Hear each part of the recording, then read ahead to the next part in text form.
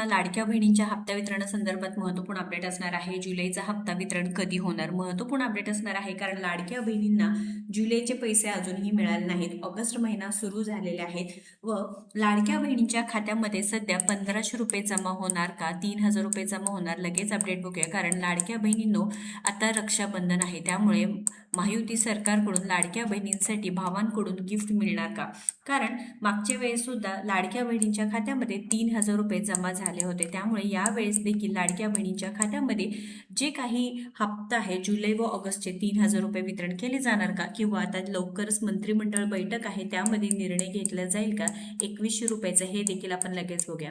त्यानंतर कोणत्या लाडक्या बहिणींच्या खात्यामध्ये जुलै पैसे मिळणार आहे, ऑगस्ट पैसे मिळणार आहे, कारण लाडक्या बहिणींना सध्या क्रॉस व्हेरिफिकेशन सुरू आहे असं देखील मंत्री आदितीताई तटकरे यांनी सांगितलेलं आहे। आता क्रॉस व्हेरिफिकेशन त्या लाडक्या बहिणीचं होणार आहे ज्या लाडक्या बहिणी खरोखर लाडकी बहीण योजनेसाठी पात्र आहेत, ज्यांची KYC झालेली आहे व त्यामध्ये जर चुकून लाडक्या बहिणी अपात्र ठरल्या तर नक्कीच इथे लाडक्या बहिणींना ज्यांना पैसे आधी मिळाले नव्हते, म्हणजे जून महिन्यापर्यंत पैसे मिळाले नाहीत, अचानकपणे पैसे बंद झाले, पण तुम्ही निवेदन दिलं असेल तर तुमचं क्रॉस व्हेरिफिकेशन पुन्हा होणार आहे व तुमच्या खात्यामध्ये हे 1500 रुपये जमा होणार आहे। तर लाडकी बहीण योजना लाडक्या बहिणींना जुलै हप्त्याचं वितरण GR येणार आहे 7 ऑगस्ट पर्यंत GR येईल बघा। लाडक्या बहिणींनो 7 ऑगस्ट म्हणजे शुक्रवार आहे व लाडक्या बहिणींना 10 तारखेपूर्वी निधी वितरित करणे गरजेचं असणार आहे। महिला व बालविकास विभागाला जी निधी येते त्या विभागाकडून जी निधी आहे ते 10 तारखेपूर्वी 7 तारखेपर्यंत येणं गरजेचं आहे, कारण 8 तारखेला पुन्हा काय आहे, शनिवार आहे, रविवार आहे, अशा पद्धतीने 7 ते 8 तारखेपर्यंत काय होणार आहे, GR येणार आहे व त्यानंतर हप्त्याचं वितरण होणार आहे। 10 तारखेपूर्वी महिला व बालविकास विभागाला त्या विभागाने जे निधी देणं गरजेचं आहे, जेणेकरून लाडक्या बहिणीच्या खात्यामध्ये पैसे जमा होतील बघा। 8 तारखेला शनिवार असल्यामुळे काय होईल की पुन्हा दुसरा शनिवार आहे, त्यामुळे GR निघण्याची शक्यता फार कमी आहे, त्यामुळे 7 तारीख ही महत्त्वाची तारीख असणार आहे। आणि त्यानंतर 8 तारीख शनिवार, 9 तारीख परत रविवार असणार आहे व 10 तारखेपूर्वी म्हणजे लाडक्या बहिणींना हे GR आल्यानंतर हप्त्याचं वितरण सुरू होईल। हप्त्याचं वितरण आता 10 ते 15 ऑगस्ट पर्यंत हप्ता वितरण होईल बघा। लाडक्या बहिणींना यावेळेस कसं क्रॉस व्हेरिफिकेशन झाल्यामुळे पुन्हा एकदा जी यादी असणार आहे बघा। आता याद्या कशा असतात, ज्यामध्ये पात्र लाडक्या बहिणी आणि अपात्र लाडक्या बहिणी आणि नवीन पद्धतीने तुमचं क्रॉस व्हेरिफिकेशन। आता क्रॉस व्हेरिफिकेशन म्हणजे काय, मराठीमध्ये त्यांची तपासणी होते। लाडक्या बहिणींना आता अनेक लाडक्या बहिणींना नाही माहिती की KYC आम्ही केली होती पण आमचे पैसे का बंद झाले आहेत, बरं त्यामध्ये देखील काय झालं आहे, ITR भरणारे जे 0 ITR भरतात, जे 0 टॅक्स भरतात पण 0 ITR आहे, त्या लाडक्या बहिणींना देखील अपात्र करण्यात आलं आहे। पण मंत्रिमंडळ बैठकीत जर निर्णय झाला की आता आपल्या शेतकरी बांधवांसाठी सुद्धा कर्जमाफी योजना सुरू आहे, त्यामध्ये देखील एक निर्णय घेतला आहे, तो म्हणजे जे 0 ITR भरतात, 0 ITR भरतात त्या शेतकरी बांधवांना पात्र केलेला आहे। मग जर लाडक्या बहिणीनं देखील असा निर्णय घेतला पाहिजे नाही, कारण लाडकी बहीण योजनेअंतर्गत ज्या लाडक्या बहिणीने कोणत्या बिझनेससाठी म्हणा ITRचा फॉर्म भरलेला आहे, ज्यांचं जे उत्पन्न कमी आहे, त्यामुळे सरकारने यावरती विचार करणं खूप महत्त्वाचं आहे। कारण लाडकी बहीण योजनेअंतर्गत ज्या लाडक्या बहिणी आहेत त्या गरीब आहेत व त्यांनी गरजू लाडक्या बहिणी असल्यामुळेच 100% त्यांनी इथे लाडकी बहीण योजनेसाठी अर्ज भरलेला आहे। तर 10 ते 15 ऑगस्ट पर्यंत हप्ता वितरण होईल, पण यामध्ये आता संख्या वाढणार आहे कारण क्रॉस व्हेरिफिकेशन होणार आहे।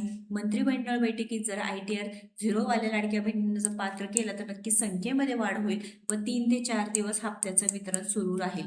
पण गेल्या वेळेस तुम्ही बघितलं की लाडक्या बहिणींची संख्या कमी झाली होती, खूप कमी दिवस काय झालं की लाडकी बहीण योजनेअंतर्गत हप्ता वितरण सुरू होतं, त्यामुळे नक्कीच सरकारकडे ही विनंती असणार आहे की लाडक्या बहिणींना पैशांचं वितरण व्यवस्थितपणे केलं पाहिजे आहे। ज्या खरोखर लाडक्या बहिणी पात्र आहेत त्यांना पैसे देणे गरजेचं असणार आहे, कारण जसं शेतकरी बांधवांना तुम्ही 0 ITR भरलं त्यांना तुम्ही पात्र केलेलं आहे, तसेच आपल्या लाडक्या बहिणींना देखील गरज असणार आहे। जरी तुम्ही 1500 रुपये देत असाल तरी देखील त्या लाडक्या बहिणीच्या हक्काचे पैसे आहेत। आता ज्यावेळेस 2024 मध्ये लाडकी बहीण योजना सुरू झाली त्यावेळेस सरकारने रक्षाबंधनचे पैसे सुद्धा ॲडव्हान्समध्ये दिले होते। ऑगस्ट महिन्याचे पैसे असू द्या, जुलै महिन्याचे पैसे असू द्या किंवा दिवाळीचे बोनस असू द्या, लाडक्या बहिणींच्या खात्यामध्ये पैसे जमा झाले होते।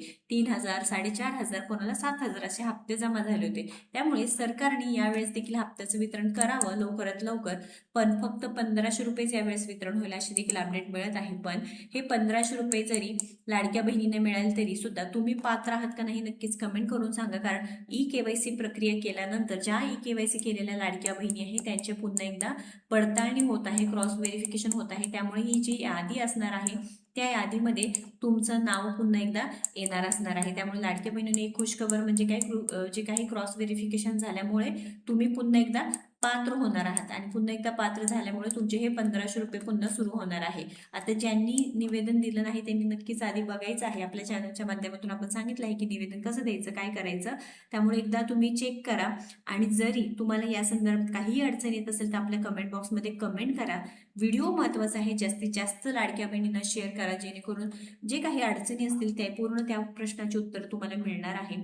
आणि लाडक्या बहिणीनो बघा 10 ते 15 तारखेपर्यंत जो तुमच्या हप्त्याचं वितरण झालं तरी सुद्धा सध्या 1500 रुपयेच इथे मिळणार आहे. 3000 रुपये जमा होणार नाही. तुमची ई-केवायसी झाली होती, तुम्हाला मागचे सर्व हप्ते मिळाले होते, पण क्रॉस व्हेरिफिकेशनमध्ये तुम्ही पात्र झाला तर 100% तुमच्या खात्यामध्ये पैसे येईल. पण जर तुम्ही अपात्र झाला तर तुमच्या खात्यामध्ये पैसे जमा होणार नाही. आणि जरी तुम्हाला निवेदन द्यायचं असेल तर त्या लाडक्या बहिणींनी खरोखर पात्र आहेत का नक्कीच तुम्ही बघा. कारण जर तुम्ही निवेदन दिलं आणि त्यामध्ये निघाले की तुम्ही अपात्र आहेत तर त्याचा काहीच उपयोग होणार नाही. त्यामुळे लाडक्या बहिणींनो नक्कीच इथे सांगायचं आहे की तुम्ही पात्र आहात, तुमच्या खात्यामध्ये पैसे जमा करण्यासाठी तुम्ही पात्र आहे. त्यामुळे नक्कीच आपल्याला कमेंट करून सांगा.